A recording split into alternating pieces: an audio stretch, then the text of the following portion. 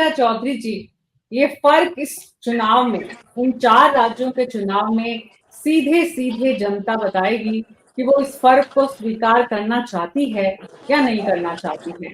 आरक्षण के मुद्दे पर, क्रीमी लेयर के मुद्दे पर और खास करके जातिगत जनगणना, ये जातिगत जनगणना का मुद्दा जनता चुनावों में कितना स्वीकार करेगी अनीता जी? देखिए, ये जो बार बार होता है कि जिसकी जितनी जितनी संख्या उसका उतना अधिकार, तो मैं सोचती हूँ कि जिसकी जितनी संख्या नहीं, जिसकी जितनी जरूरत है उतना अधिकार होना चाहिए। आरक्षण संख्या के आधार पे नहीं, जरूरत के आधार पे दी गई थी।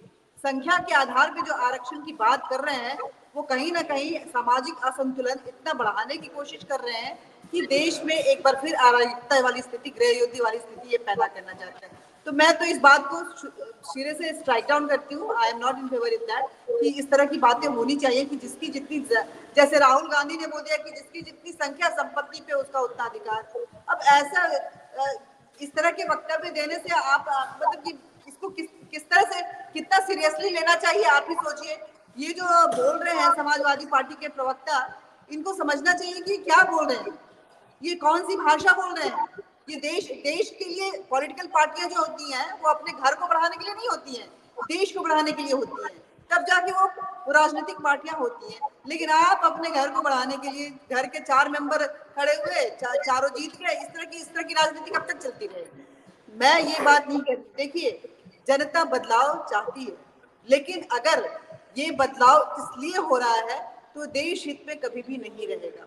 ये जनता को भी सोचना पड़ेगा।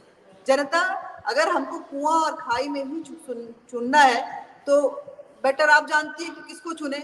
अगर मौत ही चुनना है तो खाई में चले जाओ, लगता है कि कूद के निकलना है तो कुएं में जाओ।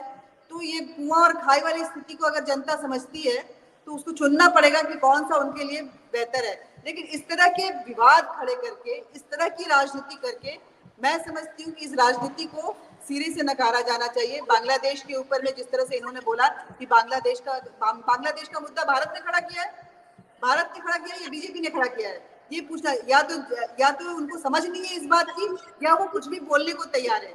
दूसरा, ये जो इन्होंने नारा दिया कि जिसकी जितनी संख्या उसका उतना अधिकार, ऐसा ऐसा आपने कहीं भी किसी भी देश में देखा है?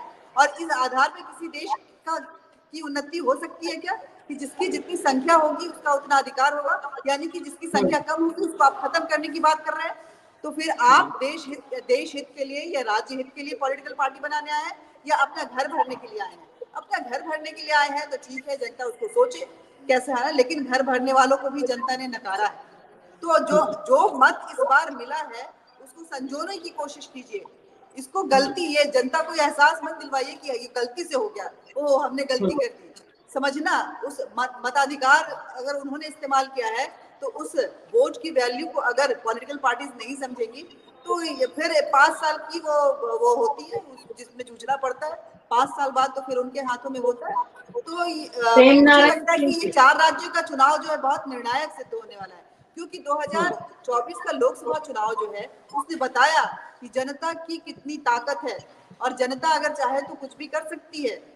और अगर इन 4 राज्यों के चुनाव में एक बार फिर जनता ने अपनी ताकत दिखाई और कुछ ऐसी स्थिति नजर आई जैसा कि हम प्रिडिक्ट कर रहे हैं, उसके बिल्कुल विपरीत नजर आ रहा है, तो ये समझ जाइएगा कि इस देश की जनता बहुत समझदार है और नेता जो अपने आप को समझदार समझ रहे हैं वो कहीं ना कहीं इस गफलत में है कि हम देश को चला रहे हैं। दरअसल चलाती तो देश की जनता ही है।